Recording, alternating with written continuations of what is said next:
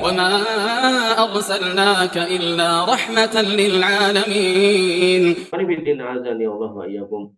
Dan ternyata masih ditambahi tentang bid'ah. Jadi kenapa ini penting? Karena banyak jamaah haji yang kemudian di sana itu ya melakukan hal-hal yang aneh-aneh gitu. Ya, jadi mereka kemudian mencari Jabal Rahmah yang mereka berpendapat itu adalah titik pertemuan Adam dan Hawa. Gitu sampai sana ambil tip X gitu, ditulisi gitu. Anggaloh Painem gitu. Nah, maka hal-hal seperti ini harusnya dijauhi. Jadi nggak ada apa namanya sunahnya atau nggak ada dalil satupun yang kemudian menunjukkan cara untuk menjaga keutuhan rumah tangga dengan cara menulis-tulis itu di mana-mana. Ya, definisi bid'ah adalah perkara yang diadakan dalam masalah agama yang menyerupai permasalahan syariat. Tujuan bagi pelaku bid'ah tersebut biasanya untuk berlebihan dalam beribadah. Macamnya itu ucapan, perbuatan, dan keyakinan. Hukumnya tercela. Dalilnya, Rasulullah SAW bersabda dari Bunda Aisyah radhiyallahu anha, "Man ahdatsa fi amrina hadza wa laisa minhu fa huwa raddun." Siapa yang kemudian mengada-adakan dalam urusan agama kami yang bukan berasal dari Allah atau dari Rasulnya, maka dia tertolak amalnya. Kemudian dalam hadis yang lain, ia kumbal wa muhdatsatil umur. Jauhlah oleh kalian perkara-perkara yang diada-adakan, fa inna kullu muhdatsatin bid'ah, karena setiap perkara yang diada-adakan itu bid'ah, wa kullu bid'atin dolalah, dan setiap bid'ah itu sesat.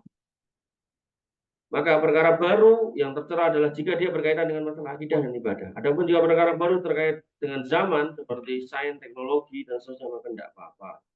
Urusan dunia.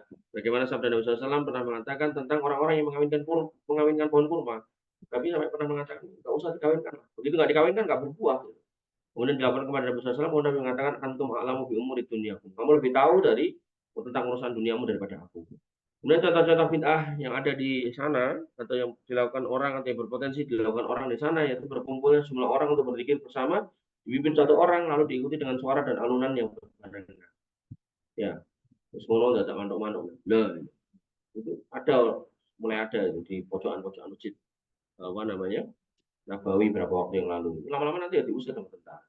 Kemudian melakukan ziarah secara rutin di kuburan-kuburan para wali dan orang-orang yang dianggap keramat untuk mendapatkan keberkahan dari mereka. Rutin ke makam simpulan, nggak usah ya, nggak boleh ya. Kemudian selanjutnya membangun masjid dan kubah di atas kuburan, meninggalkan kuburan lebih terjengkal, menghiasinya, meneranginya. Jadi Nabi itu melarang menghiasi, menerangi, tapi orang-orang ini malah menghiasi, menerangi, meninggikan, dibangun, nanti kemudian ngumpul di situ, kemudian la ilah, la ilah. Biasa.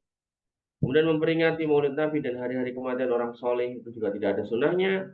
Berpedoman pada wirid dan zikir tertentu pagi dan petang yang tidak bersumber dari Rasulullah SAW. Dan orang yang bawa zikir maksurat apa orang yang dianggap ulama si fulan ini.